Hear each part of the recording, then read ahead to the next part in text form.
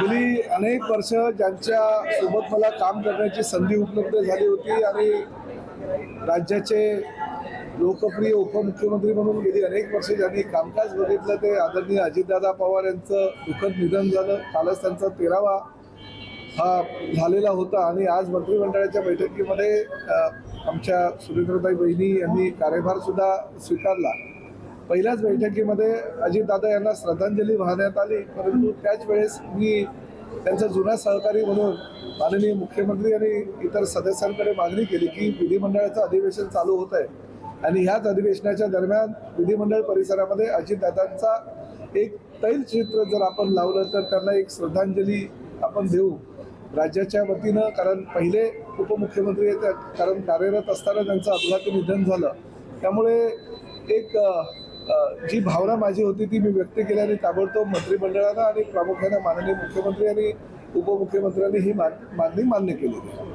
सांगितलंय की आमच्या विधीपोटी किंवा 18 कोटी कार्यक्रमांना व्हीआयपी येत नाही तर भाजपच्या विधीपोटी येतात.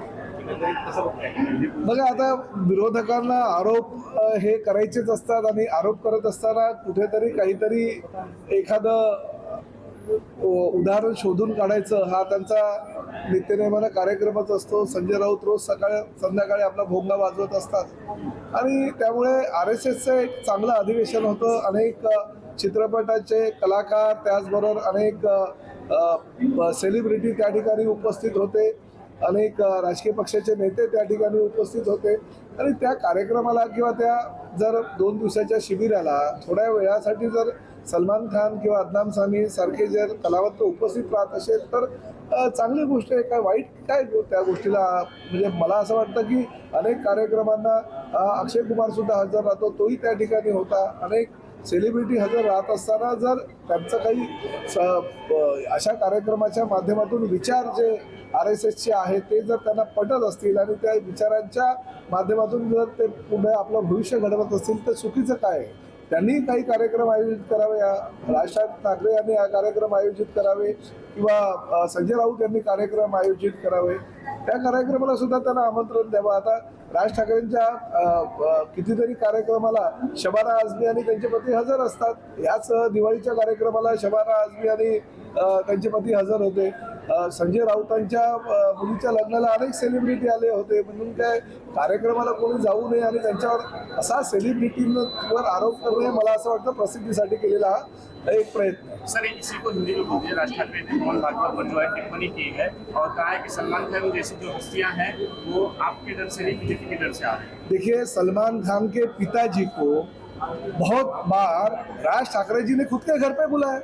वो सलमान खान के पिताजी क्या राज ठाकरे को डर के उनके घर पे गए क्या? ऐसे बिल्कुल नहीं है। देखिए, कार्यक्रम हम अगर करते हैं लोक प्रतिनिधि के तौर पे, अलग अलग पार्टी के लोग, भारतीय जनता पार्टी हो, शिवसेना हो या अलग अलग कांग्रेस हो या राष्ट्रवादी हो, अगर कार्यक्रम करते हैं तो उस कार्यक्रम को हम आमंत्रित करते हैं और आमंत्रित करने के बाद वो अगर आते हैं तो उसे हिंदू मुस्लिम ये रंग नहीं देना चाहिए, ऐसा मुझे लगता है। क्योंकि देखिए, संजय राउत जी के घर पे शादी हो गई, प्रोग्राम हो गए, बहुत सारे टीवी सेलिब्रिटी, फिल्मों के सेलिब्रिटी, अलग अलग इंडस्ट्रियलिस्ट उनके कार्यक्रम में आए।